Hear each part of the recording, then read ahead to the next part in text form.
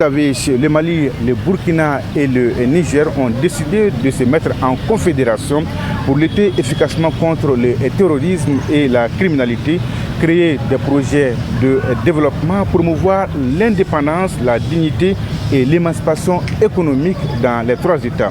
C'est pour accompagner cette vision noble que l'ORTM a décidé de créer cette nouvelle émission intitulée « Au cœur de l'AIS ». L'objectif est d'offrir au peuple de l'AIS en 30 minutes chrono un espace d'information et de sensibilisation sur toutes les initiatives développées par les trois pays. L'émission est composée de trois rubriques, à savoir à la une de l'AIS, une rubrique qui sera animée par Awa Adama Koulibaly. Bonsoir Awa. Bonsoir Sidiki Dambélé. Citoyenne de l'AIS. Alors dites-nous, que nous réserve cette rubrique à la une de l'AIS? Alors, l'actualité bouge, l'actualité est dense et l'AIS est en mouvement. Je serai avec vous dans chaque numéro de cette émission pour vous donner un aperçu de l'actualité dans les pays membres de l'Alliance des États du Sahel. De Bamako à Niamey en passant par Ouagadougou, nous reviendrons sur la vie des peuples, la vitalité des institutions et les perspectives pour des lendemains meilleurs. Merci Awa Adama Koulibaly. La deuxième rubrique est intitulée « Votre avis compte ».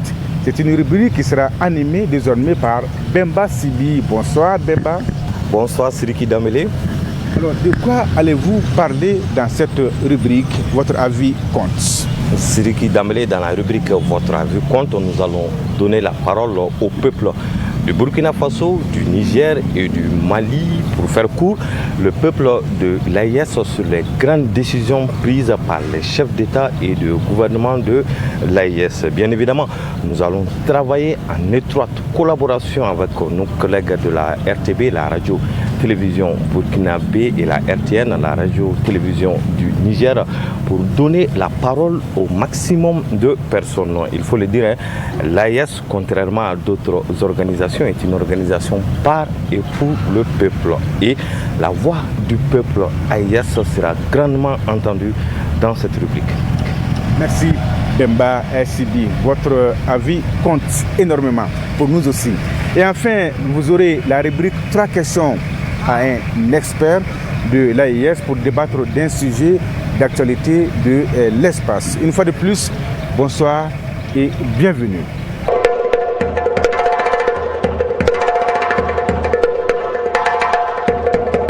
Voyons d'abord ce qui fait l'essentiel de l'actualité avec Awa Adama Koulibaly.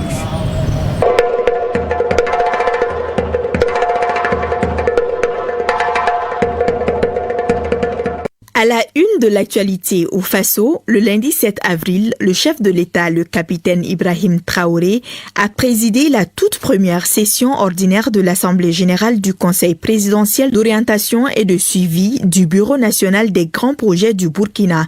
Une occasion pour les membres du Conseil d'examiner le programme de partenariat public-privé pour le financement de différents secteurs afin de booster le développement économique et social du pays. Sur 28 projets présentés, le Conseil en a validé 27. Nous restons à la présidence. Le capitaine Ibrahim Traoré a reçu en audience les ministres de l'Industrie et du Commerce de la Confédération des États du Sahel à leur sortie d'une rencontre de haut niveau. Deuxième du genre, les chefs des départements en charge du commerce se sont penchés sur l'harmonisation des politiques et stratégies commerciales dans les trois pays que sont le Mali, le Burkina Faso et le Niger. Des discussions qui ont abouti à l'idée de création d'une centrale d'achat des produits stratégiques dans l'espace AES. Un projet soumis à l'appréciation du chef de l'État burkinabé qui n'a pas manqué de donner des conseils et des pistes d'orientation pour sa réussite. Du secteur commercial, nous faisons un crochet dans le domaine de l'infrastructure routière. Une opération de libération des accotements des routes nationales et emprise des canaux d'assainissement est en cours dans les grandes villes. Après l'expiration du délai imparti aux occupants, le président de la délégation spéciale communale, Laurent Contagom, en collaboration avec l'ensemble des présidents de délégations spéciales d'arrondissement, a décidé de mener une dernière phase de sensibilisation. À cette occasion, un délai de 48 heures a été accordé aux derniers récalcitrants, après lequel les services procéderont à un déguerpissement forcé.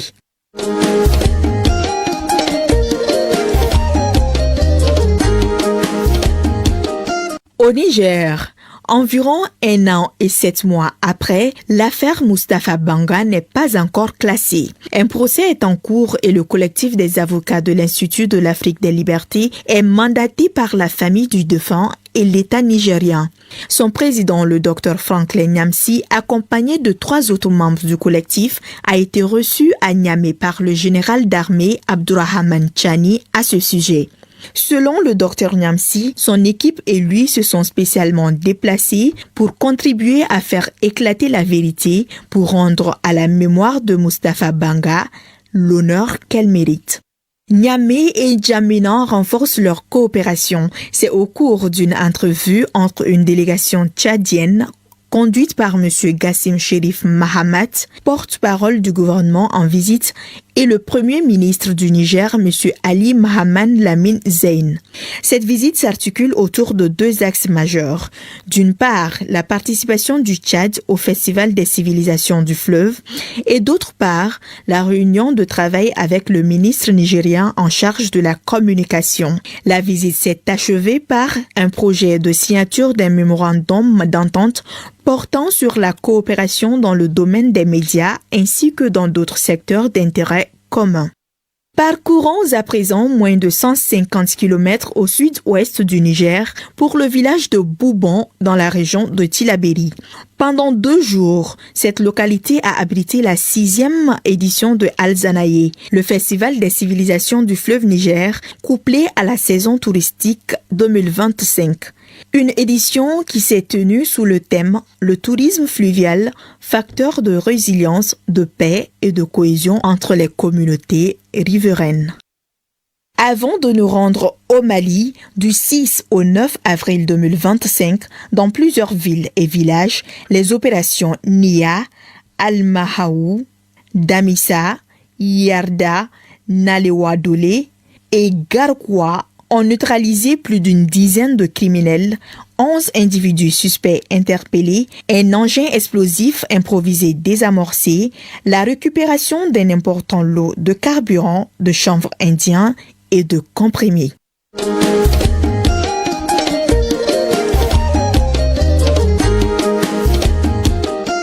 Le torchon brûle entre Bamako et Alger. Vous l'aurez sans doute compris, ce mois au Mali, les discussions ont été dominées par les relations distendues entre le Mali et l'Algérie après la destruction d'un drone malien par l'armée algérienne à Tinzaouaten dans la région de Kidal. Des faits survenus dans la nuit du lundi 31 mars au mardi 1er avril dernier. Suite à cet incident, Bamako a rappelé son ambassadeur en poste à Alger pour consultation. Le Burkina Faso et le Niger ont fait de même en soutien à leurs pays frères. L'Algérie a répliqué en rappelant ses ambassadeurs au Mali et au Niger. Le dernier acte posé par le Mali à ce sujet a été de porter une plainte contre l'Algérie au Conseil de sécurité de l'Organisation des Nations Unies. Si les relations entre Bamako et Alger s'affaiblissent, Bamako et Nouakchott raffermissent leur collaboration face aux défis migratoires. Plus de 500 migrants africains ont trouvé la mort courant 2024 sur les côtes mauritaniennes et plus de 100 autres depuis janvier 2025, a déclaré le ministre mauritanien des Affaires étrangères, Dr Mohamed Salem Ould Merzoug, en visite officielle à Bamako le jeudi 10 avril 2025. Reçu par le président de la transition, le général d'armée Assimi Goïta, il a été question du renforcement de la coopération bilatérale entre le Mali et la Mauritanie, ainsi que la gestion concertée des flux migratoires. Une question cruciale dans un Sahel déjà fragilisé par des crises sécuritaires et humanitaires. L'APDP Mali a 10 années d'existence. Pour marquer le coup, l'autorité de protection des données à caractère personnel s'est alliée aux autorités de protection des données à caractère personnel des pays membres de l'AES à travers des protocoles de partenariat. Ce n'était pas la seule signature du jour. La PDP du Mali a également conclu un partenariat avec celle du Bénin. L'objectif est d'avoir une démarche commune entre organismes de protection des données pour une plus grande efficacité. Et un mot de sport pour clôturer cette page. L'AES sur la pelouse avec un ballon rond. Le mini-tournoi de l'Alliance des États du Sahel a été lancé au stade Mamadou Diarra H de Koulikoro. Les ambassadeurs du Burkina Faso et du Niger n'ont pas manqué le coup d'envoi des activités sous la présidence de Abdul Kassim Ibrahim Fomba, ministre malien de la Jeunesse et des Sports, chargé de l'instruction civique et de la construction citoyenne. Une initiative de l'association Kanou de Banamba qui mettra en compétition les athlètes des 3 pays dans plusieurs disciplines. L'AES est en mouvement et nous serons là chaque mois pour vous la raconter. À très bientôt pour un nouveau tour de la une de l'actualité dans l'espace AES.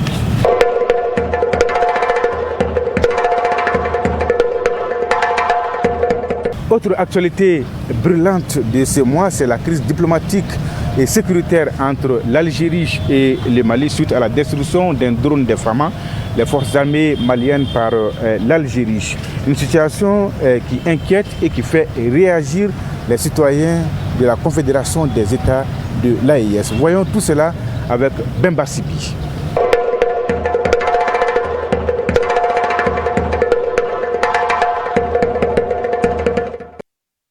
Si vraiment les autres présidents ont fait un communiqué pour soutenir le Mali, pour nous c'est comme s'ils se sont soutenus eux-mêmes. Parce que quand on dit AES, les 3 pays, nous à notre avis, tout ce qui arrive à un autre pays, c'est comme si c'est arrivé à l'autre pays. Donc leur communiqué, vraiment, ça nous va droit au cœur et on les soutient à 100%. Les douleurs maliens, c'est une douleur partagée avec le Mali et le Niger. Parce que vous n'êtes pas sans le savoir, ces 3 pays sont en alliance. Même les forces de l'ordre font des opérations communes. Donc tout ce qui arrive au Mali, ça arrive au Niger, ça arrive au Burkina. Nous, ce n'est pas que nous sommes en train de soutenir le Mali, c'est parce que nous sommes en train de nous soutenir nous-mêmes. Quelle que soit la démarche que les Maliens prennent, nous on est avec eux, à 100% aussi. Quel que soit ce que le Mali décide, nous on est avec eux à 100%. Vraiment, nous, Nigériens, nous sommes très contents de ça, parce que toutes les choses, et maintenant, quand tu as les 3 pays là maintenant, nous sommes, toutes les choses, nous sommes faire ça ensemble. On a fait tout ensemble. Mali, Niger, Burkina, c'est le même pays. Donc, moi, je crois que ça, par rapport de nous, quoi, nous, comme Nigériens, nous sommes très contents de ça. Parce que si tu as vu là, quelques mois passés, le CEDEAO, il a dit qu'il va attaquer le Niger. Comment Mali il va faire? Comment Burkina il va faire? Donc, c'est Burkina et Mali qui a sauvé le Niger. Tout le monde le connaît. Moi, je crois que toutes les communautés nigériennes sont d'accord de ça. Parce que c'est nous qui sommes bureau de haut conseil. Je crois que toutes les communautés nigériennes qui sont résidentes au Mali. Il n'y a pas de raison qu'on puisse descendre le trône d'un pays voisin. Et je pense que si ce pays voisin est un pays frère, il devrait au moins aviser à l'État diplomatiquement qu'est-ce qu'il y a lieu de faire avant de pouvoir descendre le drone. Et si le communiqué est sorti pour défendre l'AES, je pense que c'est tout à fait normal. Moi je pense que le peuple de l'AES, surtout la jeunesse, on devrait riposter, faire une marche pour dire que nous ne sommes pas d'accord qu'un pays comme l'Algérie, que le Mali a pu soutenir dans les années antérieures, puisse commettre cet acte. Au-delà de la marche, on ne va pas aller de façon violente, mais je pense qu'on peut toujours passer la communication au niveau des peuples de l'AES qui s'y trouvent au niveau de l'Algérie, ou aussi compatir à la douleur des peuples de l'AES en appelant leurs ambassadeurs au niveau diplomatiquement au niveau de l'Algérie. C'est un signal fort pour dire que non, ils compatissent avec le peuple malien, les autorités maliennes. Ça, l'attaque faite contre le drone malien, ça, nous ne sommes pas d'accord. Ça, nous condamnons ça avec la dernière énergie. Et face maintenant au communiqué fait, et avec les autorités de l'AES, ça aussi nous les soutenons. Parce que l'AES et le Mali, le Burkina et le Niger font maintenant un État. Donc ils sont là pour lutter pour la liberté de l'Afrique et de l'Afrique. Surtout maintenant que la jeunesse africaine doit prendre conscience et soutenir ces autorités-là pour la bonne marche de les œuvres. Et le peuple malien a tout notre soutien. Parce que ce qui arrive au Mali, ça arrive directement au Burkina. Parce que nous sommes maintenant un peuple. Donc le peuple malien doit compter sur le Burkina. Nous sommes avec eux, nous les soutenons. Et maintenant, nous remettons le reste dans la main de Dieu, que Dieu nous assiste. Tout ce qu'on pourra faire, qui est nécessaire, nous le ferons.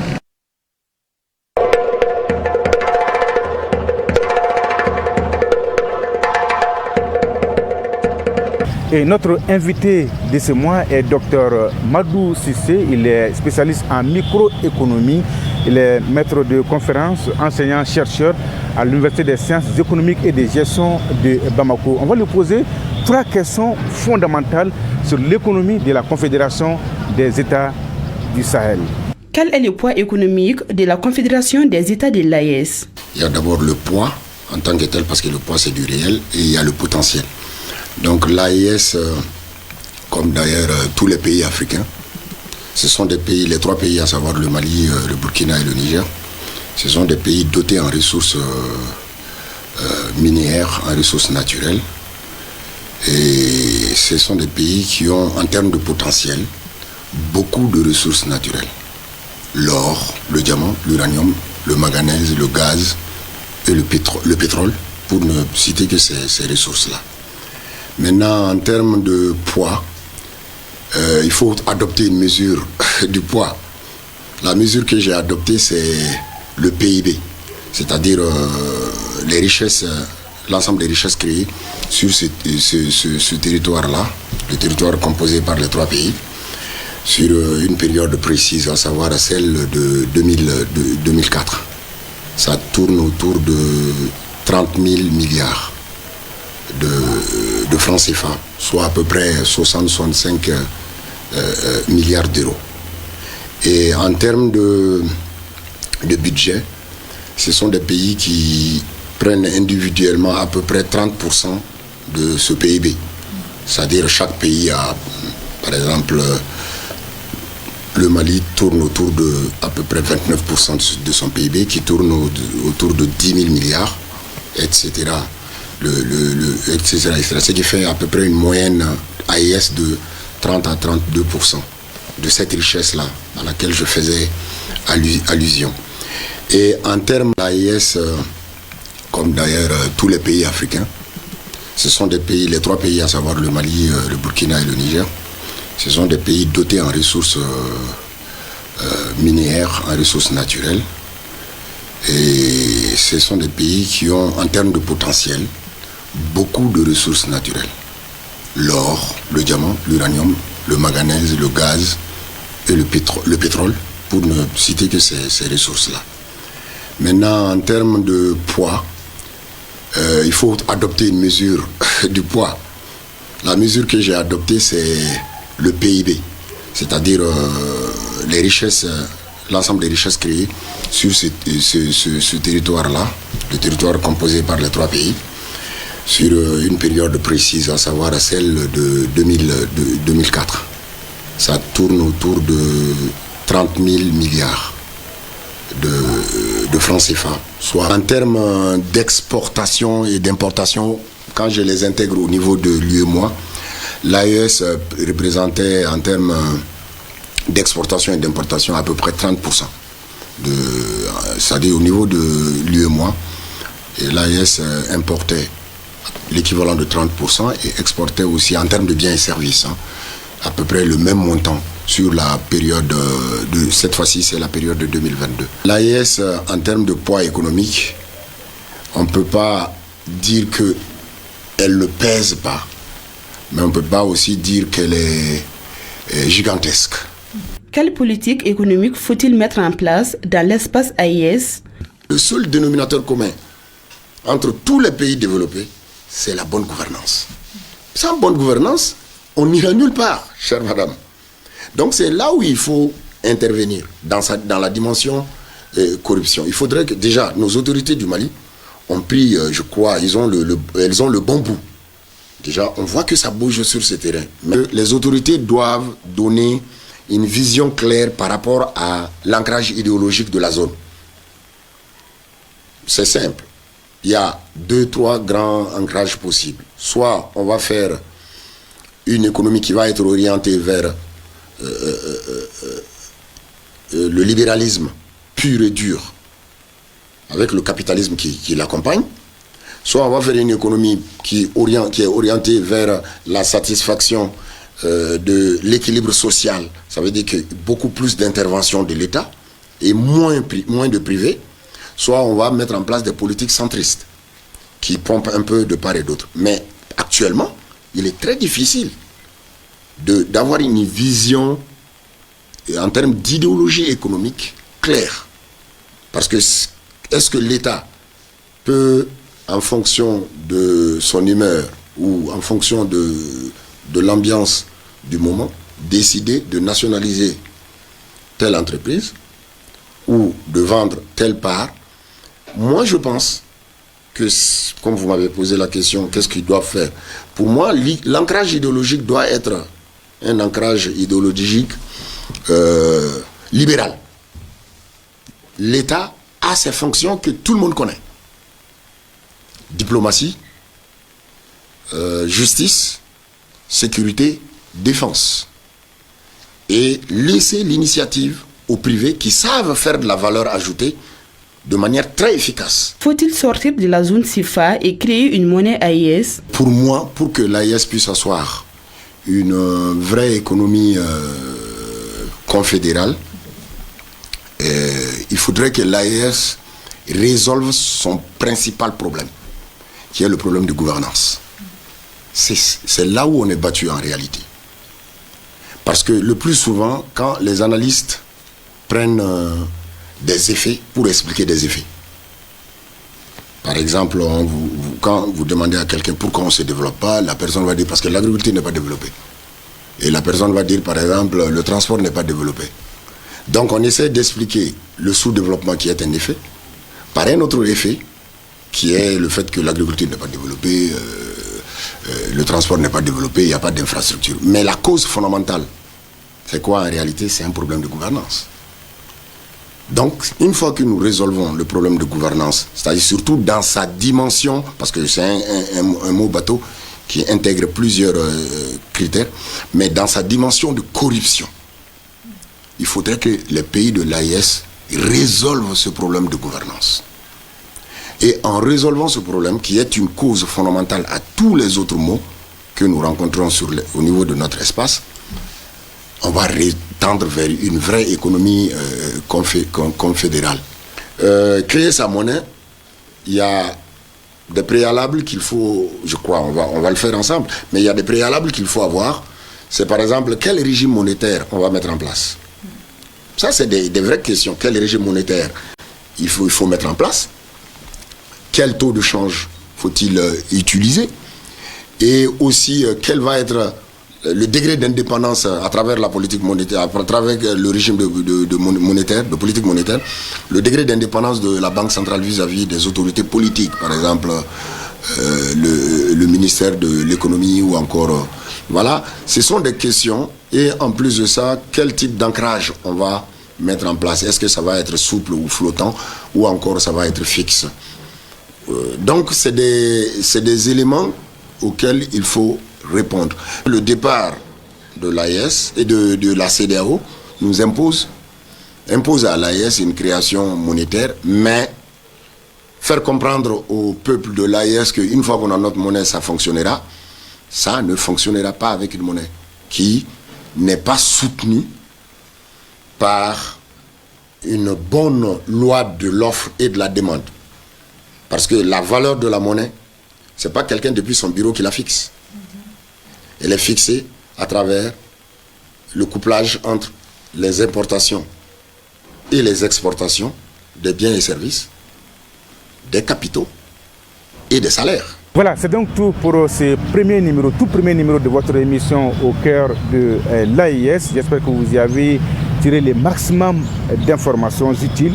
Merci à toute l'équipe de production, Adama Kamara, Toumani Diabaté, Aruna Diara, Modibo Tangara, Hassan Satourou Dissa Diabaté.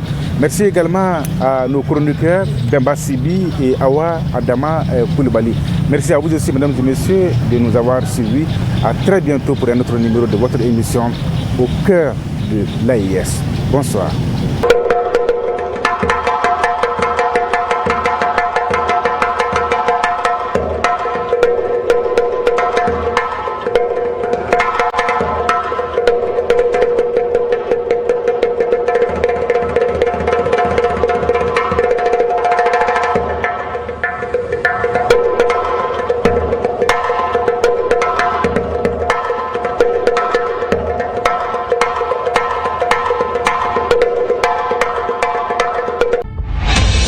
Sous la haute présidence de leurs excellences le général d'armée Assimi Goïta, président de la transition, chef de l'État de la République du Mali, président en exercice de la Confédération des États du Sahel, AIS, le capitaine Ibrahim Traoré, président du Faso et le général d'armée Abdourahmane Tchani, président de la République du Niger. À la suite de la création du logo et du drapeau sur instruction des chefs d'État de la Confédération des États du Sahel, AIS, le ministère de l'Artisanat, de la Culture, de l'Industrie hôtelière et du Tourisme, en collaboration avec les ministères de la Culture, du Burkina Faso et du Niger, organise la rencontre des experts des États du Sahel pour la création de l'hymne de l'AIS.